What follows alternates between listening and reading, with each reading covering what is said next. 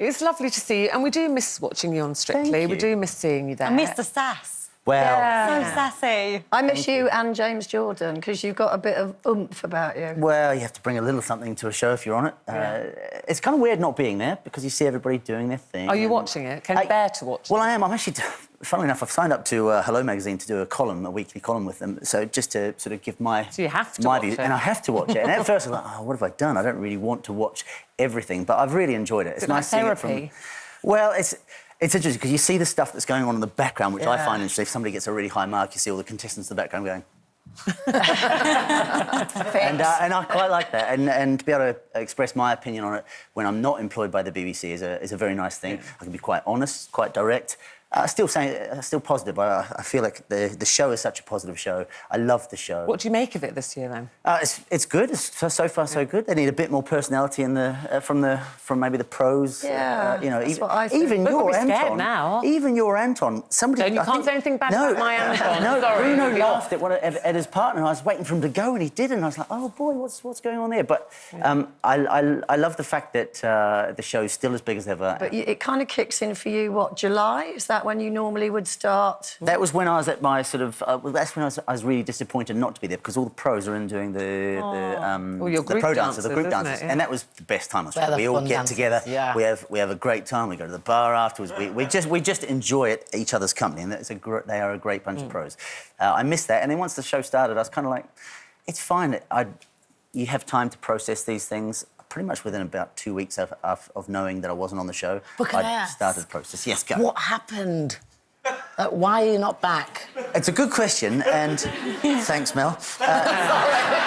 It's a good question. Look, the execs make these decisions on these shows, and like I would if it was my show, I'd be like, this is what I want and this is what I don't want. I'm not a yes person. I don't say yes to everything. I question things if I believe that they're wrong. But I don't think it was one particular thing. Maybe there were one or two things, but which I won't go into. And listen, I can be a controversial character. No, but you can pinpoint things. I said that or did that, and you think that. Yeah, I got a rap on the knuckles last year for saying one thing off air, which was fair enough. About who? I can't possibly say. I'm looking for...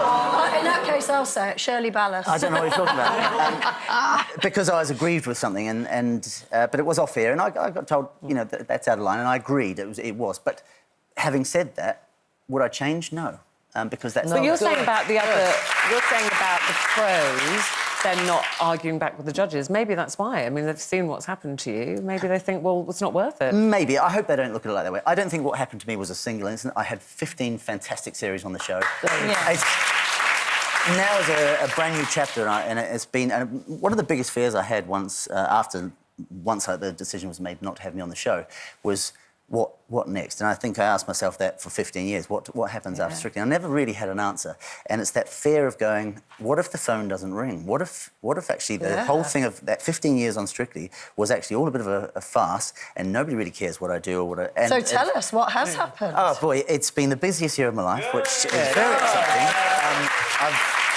Much to my wife's disgust, poor Zoe, she thought, oh, I've got my husband back. No. The phone has been ringing. I'm currently on tour right now with my...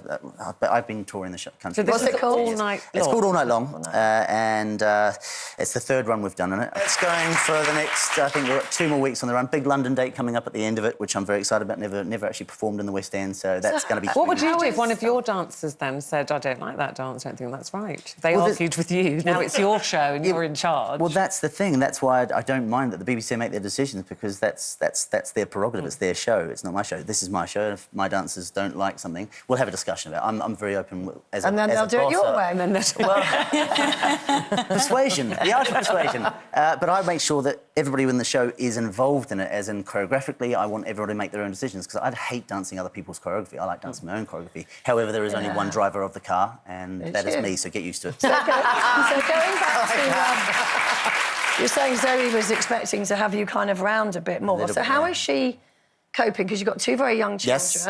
And, you know, we've all been in that situation ourselves where you're kind of at home and you're doing a lot, and then your husband is ringing going, oh, I've just got off this flight and I've just had to go to the cocktails. Yeah, and you're thinking, try being here, changing the nappies. Listen, the good thing is I am a very hands-on father when I'm at home. I do every single morning. If I'm at home, even if I get in at 3 o'clock in the morning, I'm up with the children. 5:30 it was this morning after getting in late last night. So you adapt. I feel sorry for Zoe, who has to take the full responsibility when I'm not there. However, I think we have a really good work-life balance. I think we all do in terms of the show business, if you like. We don't get up at 7 o'clock in the morning and disappear until 7 o'clock at night and have the weekends. There are times when I have great time with family time, and I just try not to brag too much if I'm out having cocktails and she's at home with a screaming baby. But that's the nature of the last time you were on, actually, you did mention, and we didn't get to talk about it because it was towards the end of the show, and it's very briefly, you did say that you struggled a little bit bonding with Dante, who's... How old is he now? He's 7 months now. 7 months now. So he was, what, 3 months or something? Yeah, he'd pretty much just been born, maybe 2 months old. And the thing is with my daughter, we bonded instantly, and she's my little girl. I mean, we're proper daddy's girl. My son, however, I struggled to bond, and I found it really... even still feel quite emotional speaking about it now, because you go, is there something wrong? Is there... now, just happy to say it's... I mean, he's just the best. I can barely even speak about it. But there's I suppose, a thing with mothers. There's postnatal depression, and it's expected on quite a big... there's quite a big percentage of people that experience it. Fathers, it's not really talked about, and for me, I was just like, why am I not bonding? And I don't know if it just took a little bit of time. Did Zoe notice it first, or did you notice it first? Oh, I noticed it first, and you put on a brave face and you go... Ooh. It's so good that you're saying this, because men just don't talk about it. No, they don't. It's a hard thing. Sort of, even, you know, I'm standing there, I'm getting emotional. I don't want to get emotional on a TV show. I don't want to be completely vulnerable, but at the same time, you have to be. It's really important that I'm not the only one that goes through it. It was probably 6 weeks, and then things started. And have you actually figured out now what it might have been? Probably the wrong place. I mean, bear in mind, my life had just sort of turned upside. So I found out that I wasn't back on Strictly end of January. My son came middle of March, so it was a new time. I was a little bit worried about the future. You have that responsibility. I am the breadwinner of the family. I have to make sure that the work is coming in, and that don't get me wrong, I'm doing okay. So no, but I get that's like another lot of pressure. And also, even just as the male role model in your child's life, you don't get that initial breastfeeding bonding that some mums get. You know, you might not be getting up in the night because the mum might be doing all of that. And I do think sometimes it is harder for men to bond with their newborn children than for women. It was so interesting. It was an interesting time, and it was a tricky time, but at the same time, I believe in life's experiences make you who you are. You know, if you think about all the controversial things that have ever happened in your life, they come along and they test you, and then they grow you. They make you the person you are. And in a way, I'm not... now that it's happened, I love this little boy. He's just... I mean, we were rolling around on the carpet this morning. He's starting to move around. It's starting to get a bit scary.